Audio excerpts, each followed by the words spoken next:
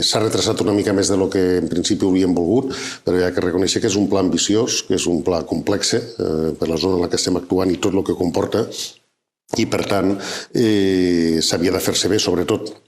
Ja dic que estem en tràmit de diagnosi d'impacte ambiental i quan s'acabi aquest tràmit hi haurà reunió amb la taula de consens del Delta, s'intentarà mirar de polir els serrells i tal i acabar de fer, i jo crec que ja aviat podrem començar actuacions derivades d'aquest pla.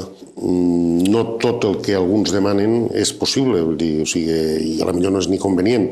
Vull recordar que aquí hi ha diferents posicions de partida. A la taula de consens hi ha unes coses, hi ha sectors ecologistes que en demanen més altres, hi ha sectors que són partidaris de no intervindre, els ecologistes més estrictes, no? I deixar que la natura faci, no? Vull dir, la taula de consens demana una intervenció dragat, aportació de sorres, que s'alliberen els residus dels llims, els sediments que hi ha al llarg de la conca, tota una altra sèrie d'actuacions.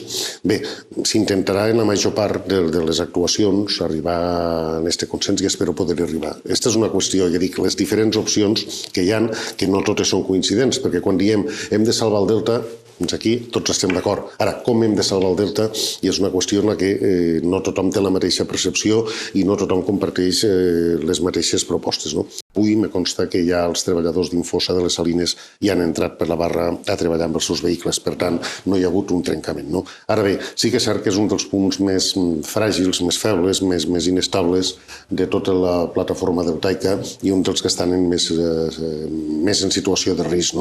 Per tant, bé, compartim la voluntat de que s'ha d'actuar en unes obres d'emergència ara, que la Direcció General de Costes, a través del Servei Provincial de Costes de Tarragona, té previstes des de fa temps una inversió de més de 4 milions d'euros per moure més de 3.000 metres cúbics de sorra. Enteníem que per la seva urgència no feia falta un tràmit de diagnosi d'impacte ambiental perquè venia ja justificat. El govern de la Generalitat ha entès en tot moment que sí i s'ha exigit un tràmit que inevitablement és lent.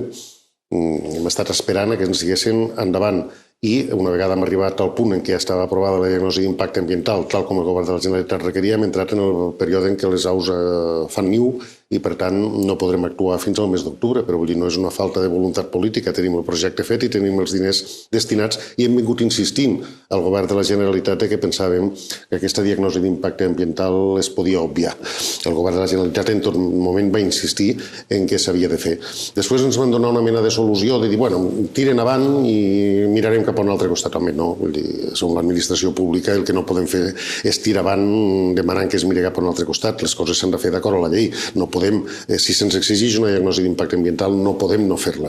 Una altra cosa és que jurídicament s'estableixi i s'estime que no és necessària, llavors si legalment no és necessària, tirarem avant. El que no se'ns pot dir és que ja mirarem cap a un altre costat i per tant, si no han fet ha estat perquè no hem pogut fer-ho, perquè no se'ns ha deixat fer-ho.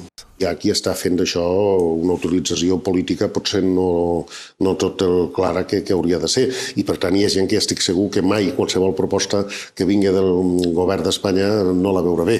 Això ja m'hi atreveixo a assegurar-ho ara. Per tant, consens al 100% no hi haurà, però és important si arribem a un consens amb els agents representatius del Delta i la taula del consens. Jo crec que representa prou bé tant els pagesos a través dels regants, les dues comunitats de regants, que són les que lideren, com els 7 municipis que estan enclavats dintre del Delta.